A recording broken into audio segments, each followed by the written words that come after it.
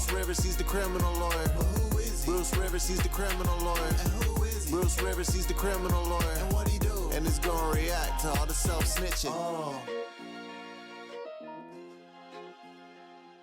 Hi, this is Bruce Rivers. Welcome to another fun-filled episode of Criminal Lawyer Reacts. I'm Bruce Rivers, board-certified criminal. That's B-O-A-R-D, not B-O-R-E-D. I'm board-certified criminal defense lawyer, and today we're reacting to KSOO and some news going on in that trial. There's a homicide trial. You probably know about it. But before we get to it, this episode, like all of them, are brought to you by eSign.com. Let's say you got a record deal, but you're on the beach with your sweetheart, and it's time-sensitive. You got to sign it. Well, you get the app. You get the e-sign app, and you have the record company send a contract, and you just e-sign it, and you're done. You get the contract signed. It's remote, and you get 3 e-signatures a month for free. It makes remote signing awesome, and it also seals the deal, especially if it's time sensitive. Today we're reacting to a case regarding KSOO. KSOO is a Florida rapper out of Jacksonville, and if you remember the Fulio and the Young and A's crowd, so these are 2 factions, the ATK group. The thing about it is his dad is fucking snitching on, which is, and we're going to play that, and you just can't even believe it. Here's the thing. Fathers are not supposed to snitch on their sons. Parents are supposed to protect their kids. I give my life for my kid. If the kid's on the railroad tracks, guess what? You push the kid off the tracks, you take the hit. And here's the other thing. So they're using some other evidence in this case, too. Let's first react to the video of his father. He's giving a sworn statement to the cops.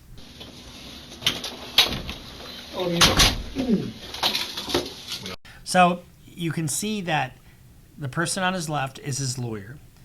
Then you have down in the corner here is a detective, and over here is the district attorney.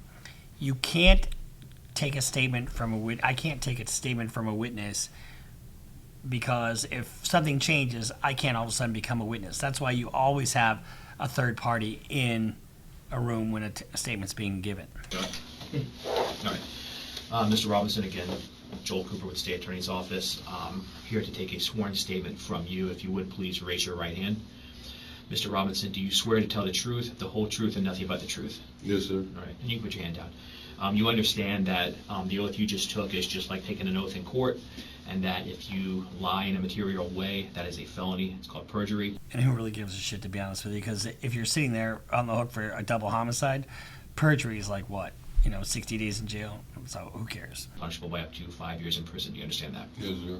Okay. Today, Mr. Robinson, are you under the influence of any alcohol, drugs, or medications that would affect your ability to tell the truth? No, sir. Any physical or emotional conditions that would affect your ability to tell the truth? No, sir. Okay. Has anybody forced you or threatened you in any way to give a statement here today? They do that same thing in guilty pleas. So they want to make sure, number one, are you competent to give the information you're giving? And number 2, are you under the threat or promise of anything? No, sir. And you also understand, giving these statements under oath, freely and voluntarily, that they could be used against you in your case. You understand that? Yes, sir. Okay. So that's similar to the Miranda warning, because he's in custody, but he's there voluntarily, and he's got his counsel with it. Do you need any more time to discuss anything with your attorney, Mr. Rockwell, who's also present? No, sir. Okay. Mr. Robinson, do you have a nickname? Yes. And what is your nickname? Blue? Do some people also refer to you as Big Dog? Yes, sir. Okay. Now, in your case that you have pending involving myself, 20 CF 8261, there are multiple other individuals, co-defendants, that are also pending involving that matter. Is that correct? Yes, sir. And now, one of the victims of this double homicide was a 16-year-old by the name of Bibby. And Bibby is associated with Fulio. He was very closely associated with Fulio's group. Now, if you remember, we did a video called Who I Smoke. That video, they talk about smoking on their ops. In other words, on their graves. And Bibby was one of the who I smoke, and then they go on and on. Bibby was a 16-year-old kid. 16-year-old kid gunned down, allegedly by KSOO. And that includes one of your sons, Abdul Robinson Jr.? Yes, sir. And what do you call him? Kareem? K-A-R-I-M? Yes, sir. And that's his middle name? Yes, sir. Does he also have other nicknames? Yeah. Do people sometimes refer to him as Little Blue? Yes. Do they sometimes refer to him as Crazy or K Crazy? Yeah, Crazy K. Crazy K. Okay. Hakeem Robinson is also your son. Yes, sir. And a co-defendant in your case. correct? Yes, sir. And does he have a nickname? Oh, What do you call Hakeem Robinson? Cayman.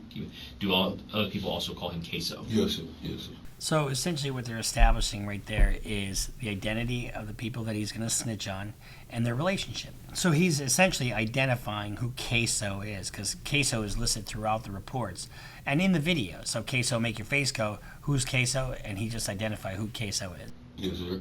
What is his nickname? Scotty. Okay. And finally, we have Dominique Barner, who is another co-defendant. What is his nickname? Butter. How long have you known Dominique Barner? I've been knowing him like, I knew his father. I've been kind of knowing him like all his life. Most of his life? Yes. Did your family also know Butter? And what I mean by that, does Hakeem Robinson know? Yes, sir. Yes, sir. He knows Dominique Barner. Yes, sir. Does Little Blue Abdul Robinson Jr. know Barner? Yes, sir. And does Scotty Leroy Whitaker know Barner? Yes, sir. And do Hakeem Robinson, Scotty, and Dominique Barner? So as far as foundation goes, you lay the foundation, identifying the parties, and now the relationships between them. Barner, Butter all hang out together. Yes, sir. Now, prior to Abdul Robinson Jr.'s arrest, in this case, did he commonly use multiple cell phones? Yes, sir. In January of... You see what's going on here? He's got two sons that are co-defendants. So he's not switching on one boy. He's snitching on both of them. Now, prior to Hakeem Robinson's arrest, did he also use multiple cell phones? Yes, sir. And was it common for you to speak to Hakeem Robinson over the phone? Yeah. And so in January of 2020, was Hakeem Robinson using phone number 904-704-1595? Yes, sir. And did he also use phone number area code 478-305-9583? Yes, sir. In January of 2020, was Leroy Whitaker's phone number area code 904-803-3671? Yes, sir. And again, you communicated with all of these individuals over the phone. Yes, sir. Did he want to find out who was responsible? Yes, sir. And was that in fact something that, as a family, Hakeem Robinson, Abdul Robinson Jr., that y'all discussed, trying to figure out who was responsible? Yes, sir. Was Leroy Whitaker close to? Not really. What about Dominique Barner? I don't think he was close to him. He knew him, though. But Hakeem Robinson and your other son, Abdul Robinson Jr., were closer to him. Yeah. Now, today you're obviously familiar with the person. Yes, sir. As it relates to your case. Yes, sir. And his nickname. Yes. Now, he was shot and killed on January 15th of 2020 at a shopping center on Merrill Road. Are you aware of a song put out prior to him being shot and killed in January 2020? Yes, sir. So are you aware of a song that was put out just prior to him being killed? That's important because you're seeing this more and more. I've had to successfully defend using somebody's rap lyrics in a case. So that's what they're talking about here. Killed in January 2020. Yes, sir. And what was your understanding of what that song was about? It was a diss song about. So you said a diss song? Yes. Yeah. So it was Talking bad about it. talking bad. I'm sorry, I didn't mean to talk over you. Talking bad. So basically a diss track about a particular individual. Who brought that song to your attention? Oh, really social media. Did Hakeem? So one of the things that's going on down there, and it happens everywhere, is people will put this diss tracks or or diss messages out on social media, and that sparks feuds. Robinson know about the song? Yes, sir. Did he ever talk to you about the song? Yeah. Okay. And how did he feel about the song? He didn't like it. Okay. What about Abdul Robinson Jr.? Did he ever mention the song to you? Yes, sir. How did he feel about it? He didn't like it either. Now, going. The whole idea behind the song I'm guessing now, is that it's providing a motive to spark a feud. Going again back to January 15th of 2020, that day, were you called by Abdul Robinson Jr., your son? Yes, sir. And was that from a number that you recognized as belonging to him? Yes, sir. What did he want? He wanted me to go pick up Scotty. Okay. And I know it's hard to just if you can keep your voice up for me. But you said Abdul Robinson Jr. wanted you to go pick up Scotty. Yes. Leroy Whitaker. Yes. All right. Did you also get phone calls from Leroy Whitaker? Yes, sir. And what did he want? Telling me where he was at to come pick him up. Did he tell you if he was alone or did he have anybody with him? No, he said him and Buddy was together. So Leroy Whitaker and Dominique Barner. Did that car crash? Was it on the street or in a yard? Do you remember? It looked like it was kind of like in a ditch or a yard. It looked like it might have been in like a ditch or something. So was that near a house? Yes. Like in the front yard of a house? Yes. And you drove past that. Do you remember anything specific about either one of them? Yes, with some Mountain Dew pajamas. Today, do you remember which one had that on? I think it was Dominique. Dominique Barner? I think so. Did they have anything in their hands as they came out of the house? Yeah, they had some old clothes in their hand. Both of them? Yes, sir. Did they for anybody else? Yes, sir. And who was that? Keeman. And that's Hakeem Robinson. Yes, sir. And why were you concerned for Hakeem Robinson? So I know that's their little friends circles, and he wasn't there. It was just them. And so is it common for Hakeem Robinson, Leroy Whitaker, and Dominique Barner to hang out together? Yes, sir. And so when he wasn't there, you were concerned for what might be going on with Hakeem Robinson? Yes, sir. Did you express your concern to Leroy Whitaker and Dominique Barner? Yes, I kept asking like, where Hakeem at? Or Hakeem, where Hakeem at? I kept asking like, where Hakeem at? And that's when they finally told me he jumped out the car and ran another way. Okay. And I'm going to ask you just to be careful with your hands in your mouth just because of the recording. Who told you that, did both Leroy Whitaker and Dominique Barner talk to you about the car that crashed? Yes. And what you mentioned just a moment ago that they said Hakeem Robinson got out of the car. Yes, sir. Tell me specifically what, did Dominique Barner say that to you as well? Both of them said it. Okay. What do you specifically remember them saying? That they crashed the car, the police chasing them, and Keeman jumped out the car. They went one way, he went another way. Did they say whether or not Hakeem Robinson, Keemy, had anything with him when he jumped out of the car? Yeah, they say he had a gun with him.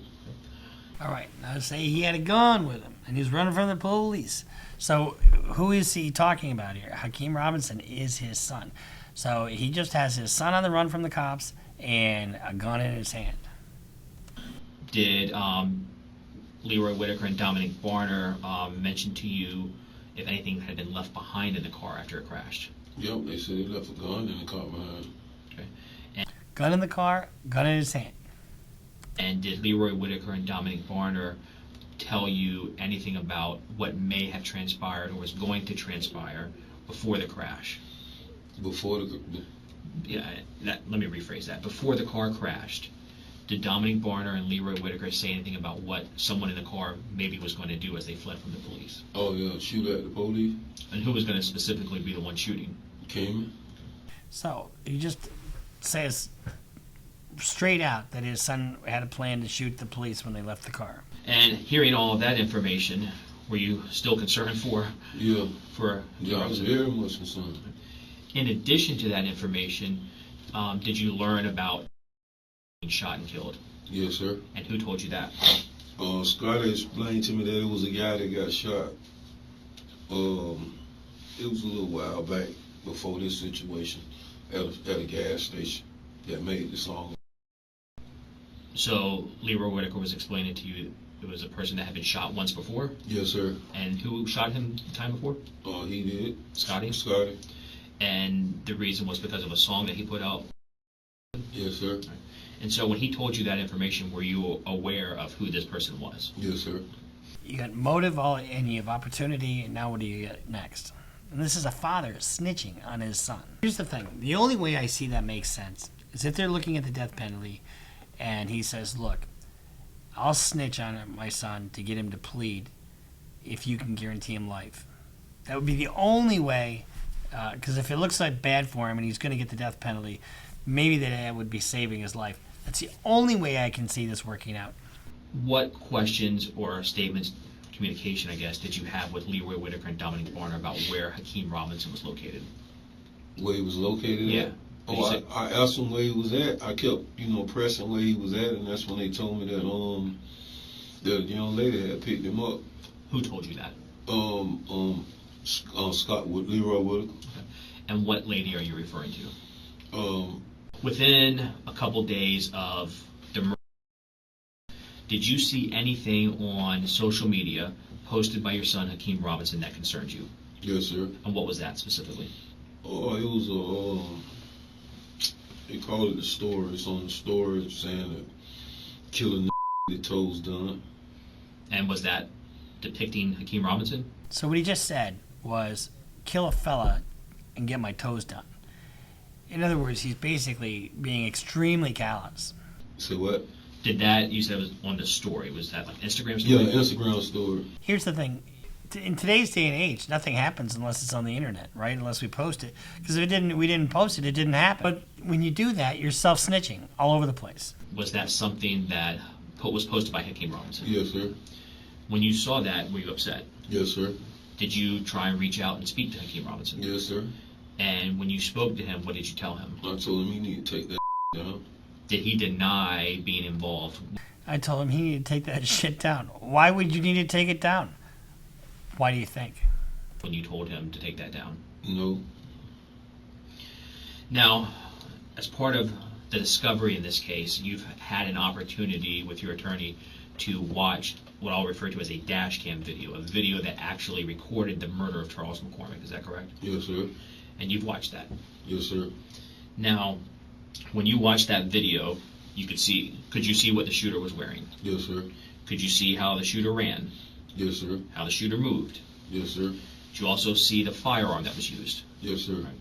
Could you tell that was your son?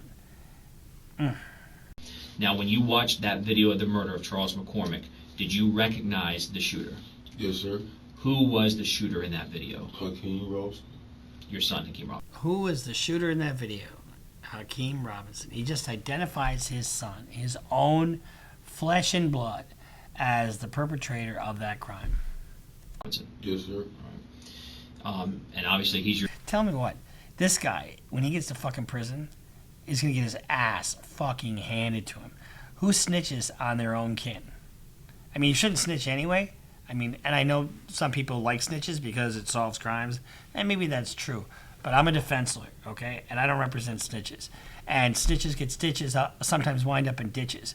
And in this particular instance, it's even more egregious because it's his own son.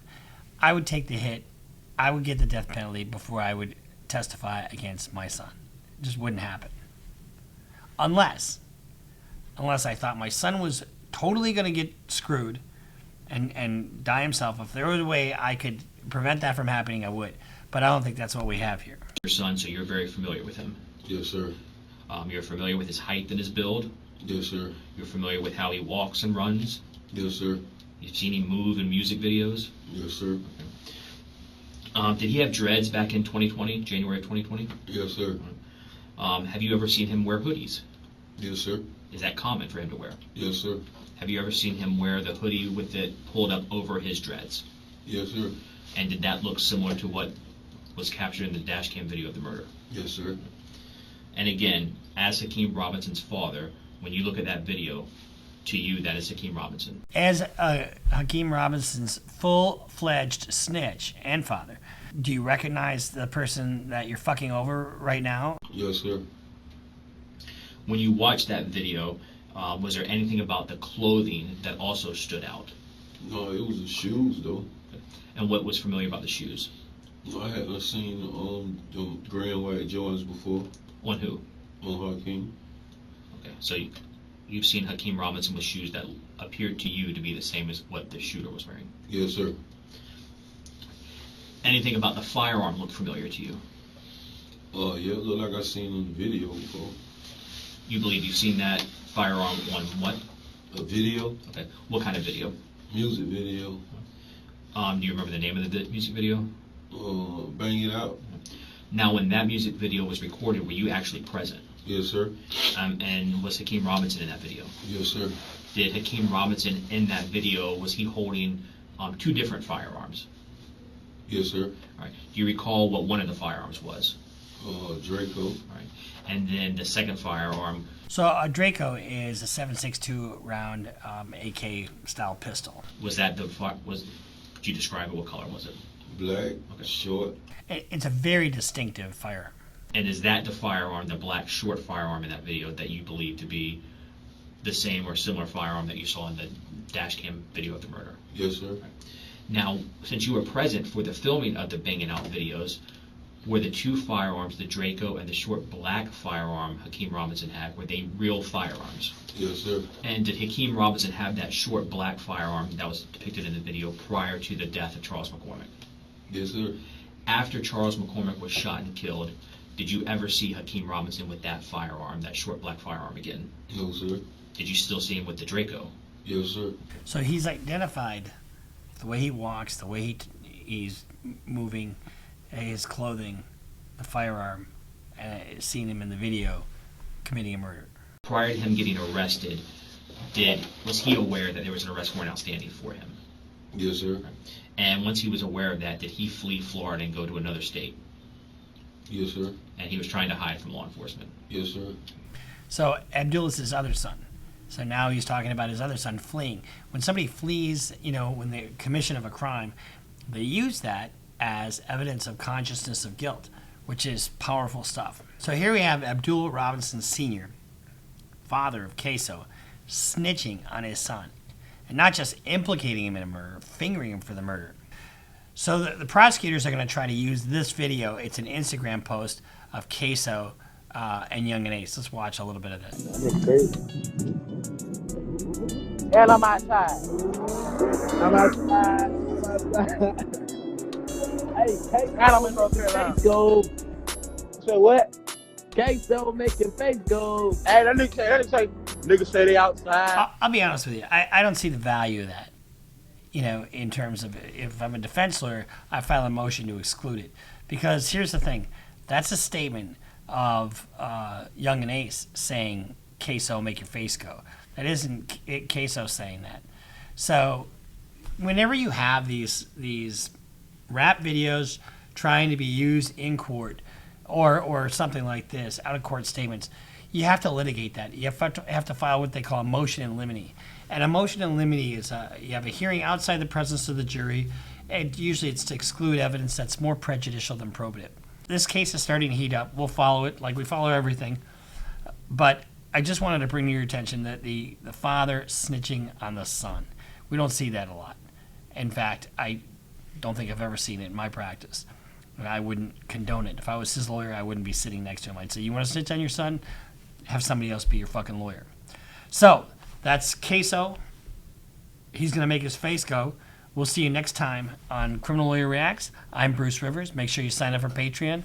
Subscribe. Follow us on Instagram. Follow us on Twitter. We'll see you next time here on Criminal Lawyer Reacts. Bruce Rivers just broke down your case. He know all the charges that you about to face. You ain't coming home till 2058. That self-snitching gon' get you put away. Bruce Rivers just broke down your case. He know all the charges that you about to face. You ain't coming home till 2058. That self-snitching gon' get you put away. 23-hour lockdown, please, is that my God?